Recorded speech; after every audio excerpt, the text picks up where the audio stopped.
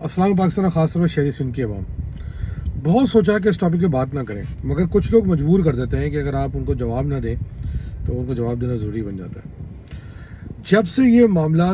पाकिस्तान के अंदर थोड़ा सा ख़राब होना शुरू हुए हैं, जहाँ पर जनरल फैज़ की ट्रायल की बात शुरू हुई है, वहाँ पर कुछ लोगों को नया चारा मिल गया और वो चारे के ज़रिए अपनी इनोसेंस दिखाना चाह रहे हैं, और वो हर चीज़ के साथ जो कि पाकिस्तान के अंदर होती है वो दिखाना चाह रहे हैं कि हमारे कायद जो थे वो बहुत बड़े अलामत हैं। तो मैंने पिछले कुछ दिनों के अंदर बहुत सारे कुछ ऐसे वीडियोस या व्लॉग्स देखी, जिसका मैंने सोचा कि आपकी अकल और फहम के लिए उसकी थोड़ी समरी कर देते। जी बिल्कुल, मैं बात कर रहा हूँ MKM लंदन की सोशल मीडिया टीम के उस बयानिए का कि जो वो सोशल मीडिया पर चला रहे हैं, और उनकी ज़ाहिर बात है बहुत सारे लोग जो पाकिस्तान के अंदर हैं वो भी चला रहे हैं। तो पहला बयानिया तो वो ये बनाने की कोशिश कर रहे हैं कि जैसे कि अली रज़ा आबदी शहीद का मर्डर जनरल फैज़ ने किया, और जनरल फैज़ ने ये मर्डर MKM की हालिया क़यादत, जिसमें मुस्तफ़ा कमाल भाई, अनीस भाई, खालिद भाई, फ़ारूक भाई, इन सब ने करवाया।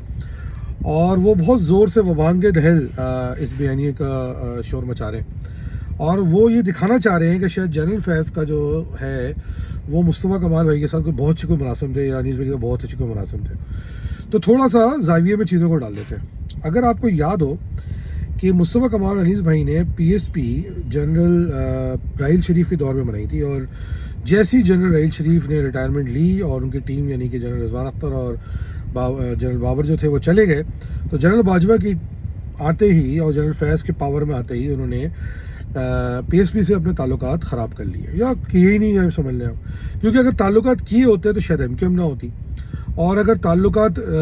होते तो शायद ये नहीं होता कि जो कुछ साल पहले लांडी के अंदर हुआ कि TLP, जिसके बारे में साबित हो गया है कि उसका जनरल फैज़ से ताल्लुक था,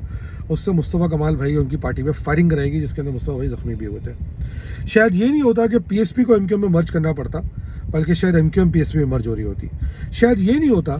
कि करंट MKM की क़यादत रह जाती है और बाकी सब होता। तो अगर आज आप देखें तो कि जो बयानिया बिल्ड किया जा रहा है कि जैसे कोई जनरल फैज़ का कोई मुस्तफ़ा कमाल अनीस भाई से बहुत ताल्लुकात थे, तो अगर ऐसा था तो फिर आज चेयरमैन MKM मुस्तफ़ा कमाल भाई होते, और MKM ख़त्म हो जाती है और PSP होल्ड में होती, और कराची में PTI का नामो निशान ही कोई नहीं होता, तो और MKM लंदन तो बिल्कुल ही गायब हो गई होती। ठीक है, तो ये तो एक बात है कि क्लियर करने का बहुत ज़रूरी है कि ऐसा कुछ है नहीं, और ये ज़ाहिर बात है कि जो उनके सोच के लोग हैं वो चूरन बाय कर रहे होंगे।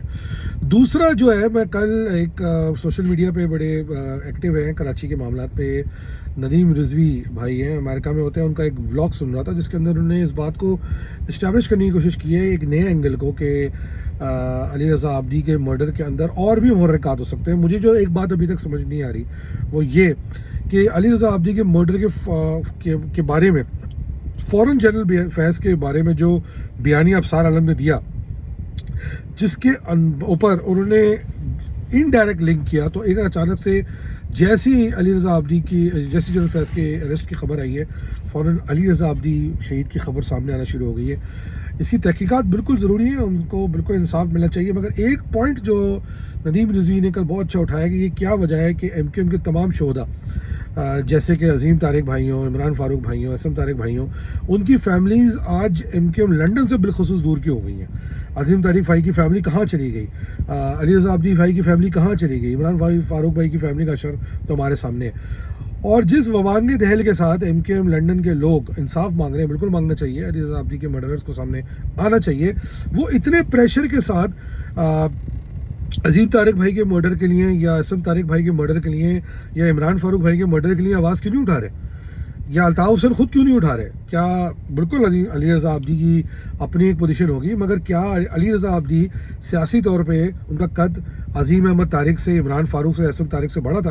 क्या अल्ताफ़ हुसैन को उन तीनों की फ़िक्र तो नहीं है कि उनको इंसाफ मिल जाए? आज तक उन्होंने कोई आवाज़ नहीं उठाई, आज तक उन्होंने कोई लिटिगेशन नहीं लगाई, आज तक उन्होंने अपील नहीं की, मगर अली रज़ा आबदी के मर्डर के ऊपर वो ज़्यादा परेशान है। इस पर फिर हम कभी बात करेंगे, हमारे पास कुछ इन्फॉर्मेशन है जिस पे सुना है, मुझे कुछ लोगों ने बताया कि वर्किंग कर रहे हैं, वो इंशाल्लाह सामने लाई जाएंगी। दूसरी बात, मैंने फिर एक अनीस फ़ारूकी भाई होते हैं अमेरिका के अंदर, उन्होंने एक बहुत अच्छा पॉइंट उठाया,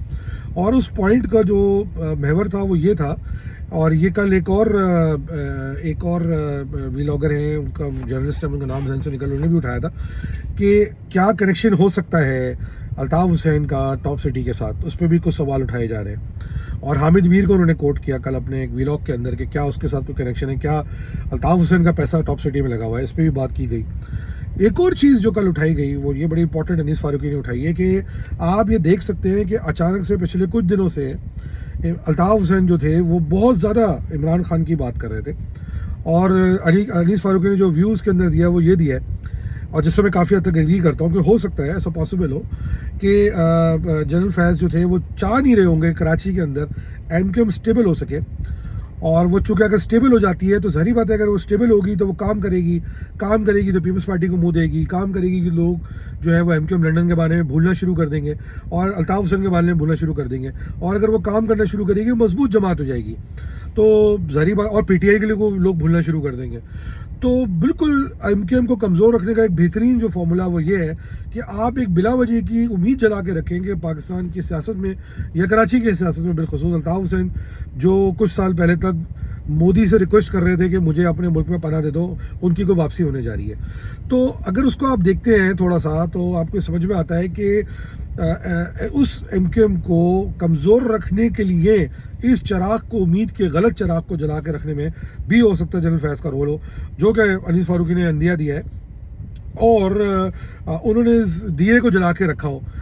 تاکہ ایم کیو ایم مضبوط نہ ہو پائے. اور ساری بات ہے جو لوگ ہوں گے تشدد کے شکار ہوں گے کہ یار یہ نہ ہو کہ الطاف حسین واپس آ جائے تو پھر ہماری پوزیشن خراب نہ ہو جائے، وہ اس امید کے ساتھ کچھ سائڈ میں بیٹھے ہوں گے، کچھ ایم کیو ایم کے اندر بیٹھ کے ایم کیو ایم کے لیے صحیح طرح کام نہیں کر رہے ہوں گے، اور کچھ بالکل ہی باہر بیٹھے ہوں گے، یا کچھ لڑنے کے ساتھ کام کر کے امیدیں جگا رہے ہوں گے. اور ایسا بھی ہوتا تھا کہ ہم دیکھتے تھے کئی جگہ پہ الیکشن کے اندر ہم نے دیکھا کہ ان کو ریلیف بھی مل گیا چوری چھپے. تو اس سے بہت چیزیں کلیئر ہو جاتی ہیں کہ الطاف حسین کیوں فیض صاحب عمران کے فیس میں بات کر رہے تھے، کیونکہ ان کو جنرل فیض کی طرف سے انسٹرکشن، اور ہمارے پاس یہ رپورٹس تھیں کہ ان کی ملاقات جاری تھی. اور اگر آپ دیکھیں تو اگر تو الطاف حسین کی جنرل فیض کے ساتھ تعلقات تھے تو وہ کیسے الزام لگا سکتے ہیں کہ ان کے تعلقات جو ہے، اگر تو مثال مفروضہ یہ لے لیتے ہیں جو خود ایم کیو ایم لنڈن والوں نے بلڈ کیا ہے کہ جنرل فیض کا شاید کہیں ہاتھ ہے علیزہ عابدی کے مرنے کے پیچھے، جو کہ ابھی تک مجھے سمجھ نہیں آ رہا کیسے ہے. تو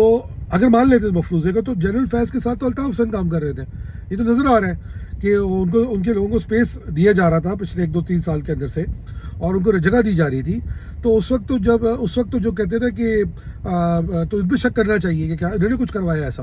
تو یہ سوال جو ہے نا وہ بہت زیادہ اٹھتے ہیں. میں نے سوچا کہ اس میں بات تو نہیں کرنا چاہ رہا تھا، مگر میں نے سوچا کہ اس پہ پوائنٹ دیا جائے.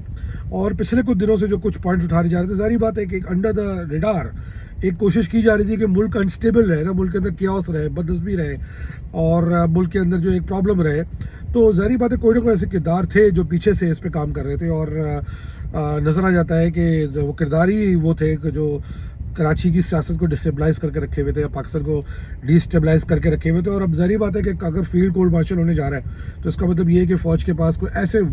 مضبوط قسم کے شواہد موجود ہیں، ورنہ وہ ایسا کام نہ کرے، بلا وجہ تشدد کے شکار میں نہ ڈالے قوم کو.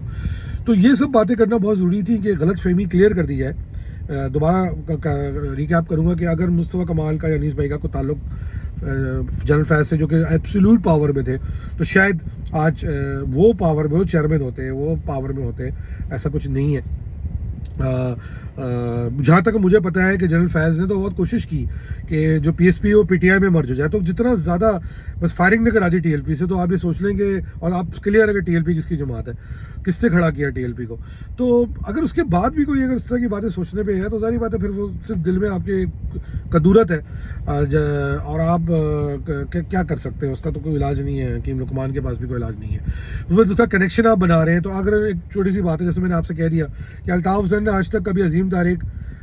بھائی کے لیے، یا عمران بھائی کے، یا اسم طارق کے بھائی کے قاتلوں کے لیے، یا خالد بن ولید بھائی کے قاتلوں کے لیے کبھی آواز نہیں اٹھائی، مگر بالکل اٹھانی چاہیے. علی رضا بھائی کی قاتلوں کی ان کو زیادہ فکر لگی ہوئی. کیوں؟ میں یہ سوچ رہا ہوں کہ کیا پتا کہ آج تک یہ سوال کسی نے پوچھا ہے کہ کس کو پتا تھا کہ علی رضا عابدی جو ہے وہ 2 دن کے بعد پاکستان چھوڑ کے جانے والے. یہ بات انہوں نے پبلک میں تو بتائی نہیں ہوگی، ظاہری بات ہے قریبی لوگوں کو بتائی ہوگی، اور وہ قریبی لوگ کون تھے، یہ سوال بھی میں آپ کے پاس چھوڑے جا رہا ہوں. تو کہنے کا مقصد صرف اور صرف یہ ہے کہ یہ بلا وجہ کی ایک افراتفری مچائی جا رہی ہے کراچی کی سیاست کے اندر. غلط الزامات لگانے کا جو ایک بہتان کا طریقہ ہے وہ کیا جا رہا ہے. اپنے گربان میں جھانکنے کی ضرورت ہے. بلا وجہ لوگوں کو غلط امید دلائی جا رہی ہے اور آپ یہ دیکھ لیں کہ کسی قسم کا پیشنس نہیں ہے. آپ نے دیکھ لیا ہے اور انشاءاللہ ایسے ہی رہے گا. اسی کا دانش کو اجازت دیجیے. پاکستان زندہ باد.